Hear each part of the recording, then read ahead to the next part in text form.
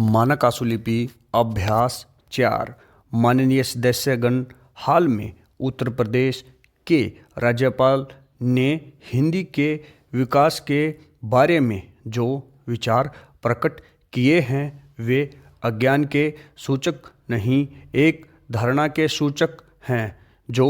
हमारा अनुमान है राज्यपाल महोदय तक सीमित नहीं है, बल्कि कांग्रेस के अधिसंख्य नेताओं की धारणा है। बहुत से इसे स्पष्ट शब्दों में प्रकट नहीं करते, जो इसलिए नहीं कि वे पूर्वाग्रह से मुक्त हैं, बल्कि इसलिए कि इससे राष्ट्रभाषा संबंधी एक व्यापक पाखंड की सुविधाजनक ओट उन्हें मिल जाती है। राज्यपाल महोदय ने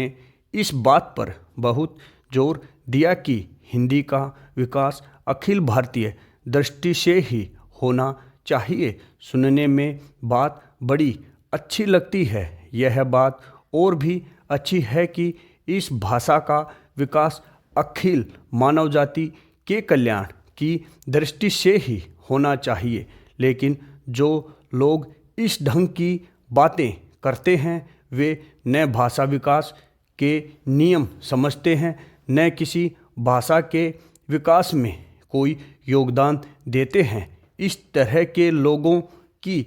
कृपा केवल हिंदी पर होती है, क्योंकि हिंदी को संभाव्य राष्ट्रभाषा का नाम देकर इस विचार के सब लोग उन पर मनमानी लाद देना चाहते हैं और इसके स्वाभाविक विकास में रोड़ा अटकाते हैं। इस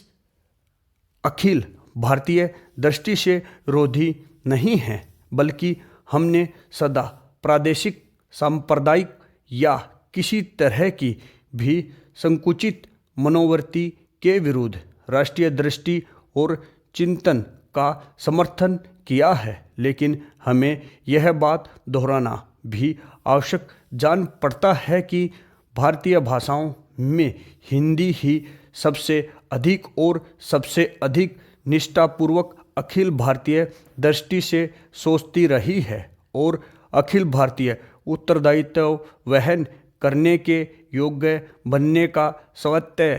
प्रयत्न करती रही है, इसलिए कि यह मध्य प्रदेश की भाषा की सहज स्वाभाविक प्रवृत्ति और ऐतिहासिक नियति है। केंद्रीय सरकार राज्य सरकारों को राज्य की भाषा के विकास के लिए अनुदान देते हुए यह आशा या मांग करे कि राज्य अपनी भाषा विकास में योग देते हुए एक व्यापक दृष्टि को पनपाने